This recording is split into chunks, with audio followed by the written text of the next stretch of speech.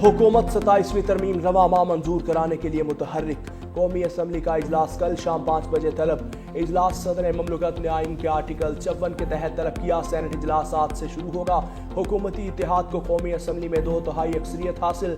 Senate में कामयाबी के लिए इत्तेहादी जमातों और आज़ाद अरकान की हिमायत अहम करार। पीपल्स पार्टी ने सेनेटर्स को इजलास में लाजमी शिरकत की हिदायत कर दी।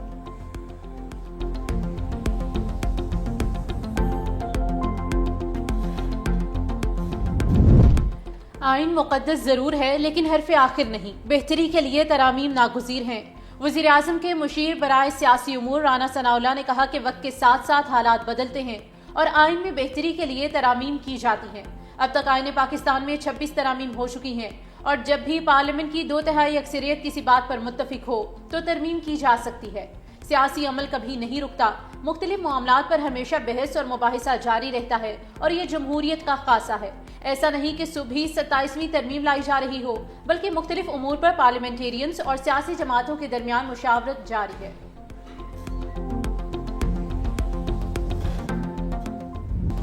कतर के दारुल हुकूमत दोहा में आलमी समाजी तरक्याती कॉन्फ्रेंस का आगाज। सदर ममलकत आसिफ अली जरदारी, चेयरमैन पीपल्स पार्टी बिलावल भुट्टो और खातून अव्वल आसफा भुट्टो भी कॉन्फ्रेंस में शरीक। सदर जरदारी आलमी समाजी तरक्याती कॉन्फ्रेंस में समाजी तहफ़्फ़ुज़, गुर्बत में कमी और बेनज़ीर इनकम सपोर्ट प्रोग्राम के किरदार पर रोशनी डालेंगे। दौरे के दौरान वो मुख्तलिफ आलमी और इलाकाई रहनुमाओं से मुलाकातें भी करेंगे। सदर आसिफ अली जरदारी 3 रोज़ा सरकारी दौरे पर कतर पहुंचे। सीनियर कतरी हुकाम, पाकिस्तानी सफ़ीर ने सदर और उनके वफ़द का इस्तकबाल किया।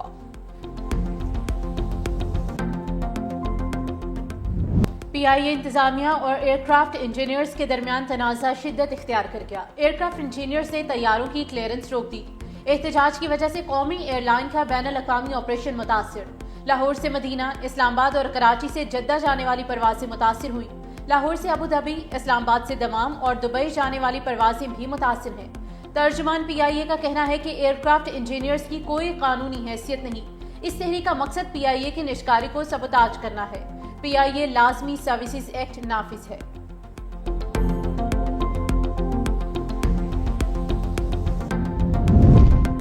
ब्लू इकोनॉमी पाकिस्तान की मईशत में मुआविन साबित हो सकती है। आलमी मुआशी इदारे पाकिस्तान की बढ़ती मईशत की तारीफ करते हैं। पाकिस्तान में हालिया सैलाब की वजह से वक्ती तौर पर मईशत कमज़ोर हुई थी। कराची एक्सपो सेंटर में 2 रोज़ा मैरीटाइम कॉन्फ्रेंस से खिताब में मोहम्मद औरंगज़ेब ने कहा कि हमें अपने एक्सपोर्ट को बढ़ाना होगा। मैं यकीन दिलाता हूँ कि ब्लू इकोनॉमी के हवाले से पॉलिसी मसाइल हल किए जाएंगे। मुआशी तरक्की के लिए सस्ती तवानाई का हुसूल अहम मसला है। हुकूमत मुआशी बुनियादी इस्लाहात के एजेंडे पर अमल पैरा है।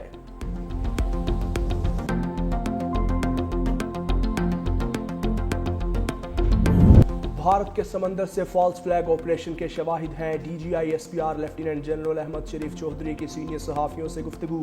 कहा, हमें भारत की कार्रवाई से मुतालिक पता है, हम मुकम्मल तौर पर अलर्ट हैं। अमेरिका को पाकिस्तान से अफगानिस्तान पर हमलों की इजाज़त नहीं दी। अमेरिकी ड्रोन्स के जरिए पाकिस्तान से अफगानिस्तान में हमले का इल्ज़ाम झूठा है। अफगान मीडिया भारतीय मीडिया के साथ मिलकर फेक वीडियोज़ फैला रहा है। गजा में अमन फौज का फैसला हुकूमत और पार्लियामेंट करेगी। फौज सियासत में नहीं उलझना चाहती। फौज को सियासत से दूर रखा जाए। सुहेल आफरीदी चीफ मिनिस्टर हैं, बस इतना ही कहूँगा। पब्लिक सर्वेंट हूँ, किसी पर इल्ज़ाम नहीं लगा सकता। साल्सों के कहने पर अफगान तालिबान से मुज़ाकरात जारी हैं। अफगान तालिबान से मुज़ाकरात से मसला हल करना चाहते हैं। खारजी अपने ठिकाने रिहायशी इलाकों में मुंतकिल कर रहे हैं। वादी तीरा में अफ्यून की फसल तबाह कर रहे हैं। ईरान से डीजल की स्मगलिंग को ख़त्म कर दिया। झड़पों में 206 अफगान तालिबान फौजी और 112 ख्वारिज मारे गए। फितनाल ख्वारिज के खिलाफ ऑपरेशन में 1667 दहशतगर्द हलाक हुए।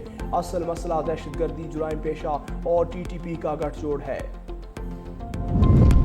दोहा अमन मुआहदे की रूह पामाल। अफगानिस्तान दहशतगर्दों की अमाश का बरकरार। अक़वाम मुत्तहिदा की मॉनिटरिंग टीम की रिपोर्ट के मुताबिक अफगानिस्तान में दहशतगर्द तंजीमों की सरगर्मियां खतरनाक हद तक बढ़ चुकी। तालिबान के ज़ेर इक़्तिदार अफगानिस्तान एक बार फिर दहशतगर्द तंजीमों के लिए महफूज पनाहगाह बन चुका है।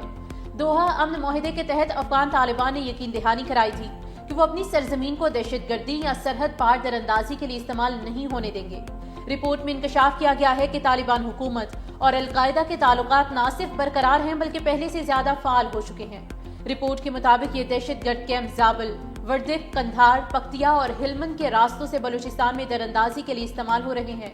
رپورٹ میں مزید بتایا گیا ہے کہ فتنہ الخارج کی قیادت کو افغان سرزمین پر مکمل پناہ، وسائل اور مالی معاونت حاصل ہے۔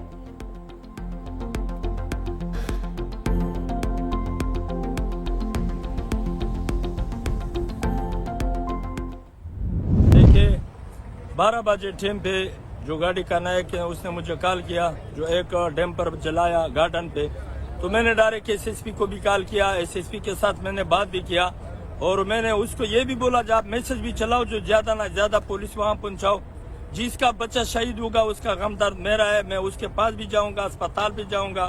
اس کے بعد ایس ایچ او نے خود فون کیا، ایس ایچ او نے بات یہ کیا جو آپ آ جاؤ یہاں گاڑی کے ساتھ، قانونی کارروائی بھی کر دوں گا۔ گاڑی کا نائک میرے ساتھ تھا، ہمارا جو ہوٹل ایسوسیشن کا صدر ہے میرا چیئرمین علیم خان، 15-20 بندہ ہم پہنچ گیا موقع پہ وہاں، تو میں نے بہت اچھا بیان بھی کیا، جو جس کا بچہ شہید ہو گیا وہ تو میرا بچہ ہے، ہم اس کے پاس بھی جا رہا اسپتال پہ۔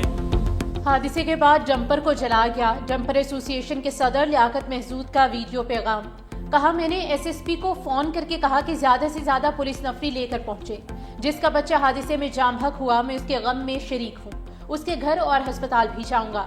ایس ایس پی نے کہا کہ جائے وقوع آئے وہاں پہنچے تو بہت سے لوگ موجود تھے، اس دوران مجھ پر قاتلانہ حملہ کیا گیا۔ آج سے پہلے 3 بجے احتجاج کے طور پر نیشنل ہائی وے بند کر دیں گے۔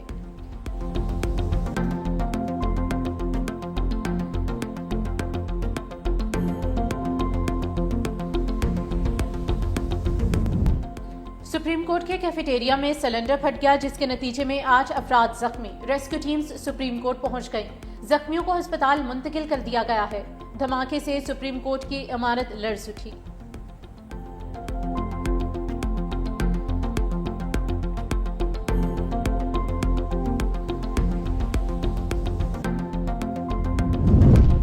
کراچی میں غیر قانونی پارکنگ، اضافی پارکنگ فیس اور شاہراہوں پر ٹریفک سائن بورڈز کی کمی نے شہریوں کی مشکلات میں اضافہ کر دیا۔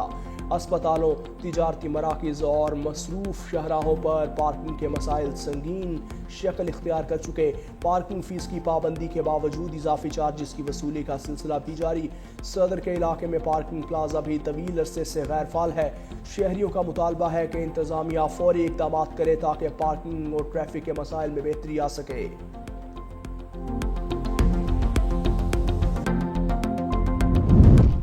بشرا بی بی نے 190 ملین پاؤنڈ کیس میں سزا معطلی کیس جلد سماعت کے لیے مقرر کرنے کے لیے اسلام آباد ہائی کورٹ میں درخواست دائر کر دی۔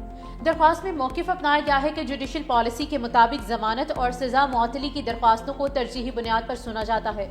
درخواست گزار کے کیس کو بلا جواز پس پشت ڈالا جا رہا ہے۔ درخواست میں نیب کو فریق بنایا گیا ہے۔